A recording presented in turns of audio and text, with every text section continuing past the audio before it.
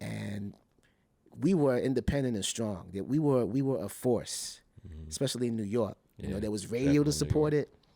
There was college radio supporting it. We had, you know, New Rican Poets Cafe in New York. We had all these venues where, you know, artists could actually pull up and perform. There was a fan base for it.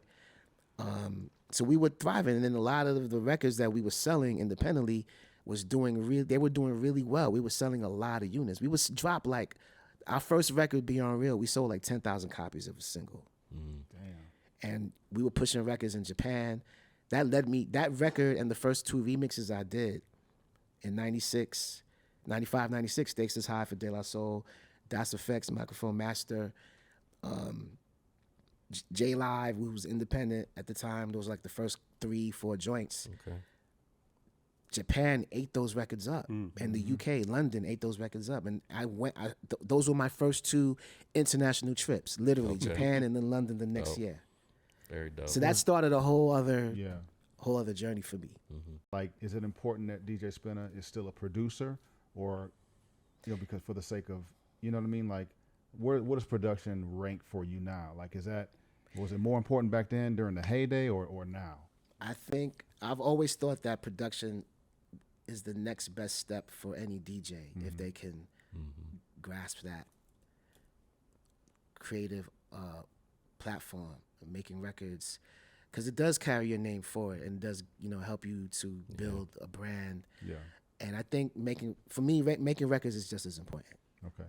It's just as important, especially now that the DJ game is so saturated. Yes, sir. There's so many. There's too many DJs. Too many parties. Too many. So one way to stick out, to raise the bar for your brand, is to make records, especially if you make great records. That's right? correct. While he is still with us, and he caught wind of it quite early. One of the first events happened at Club Shelter. AKA Speed, Club Speed on 39th Street in Manhattan. And at the end of the party, Edwin Birdsong shows up.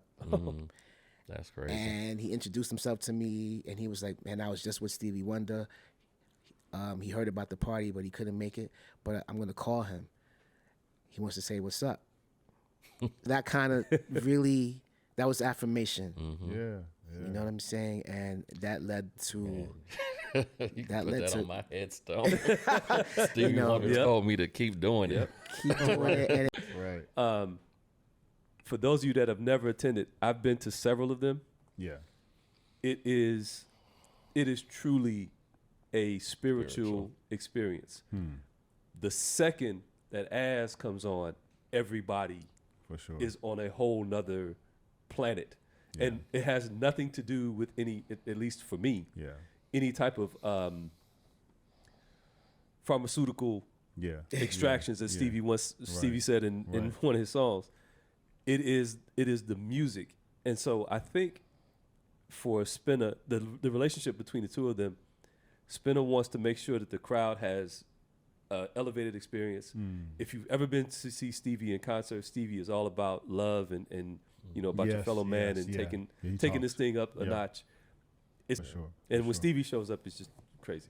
It's church. Yeah.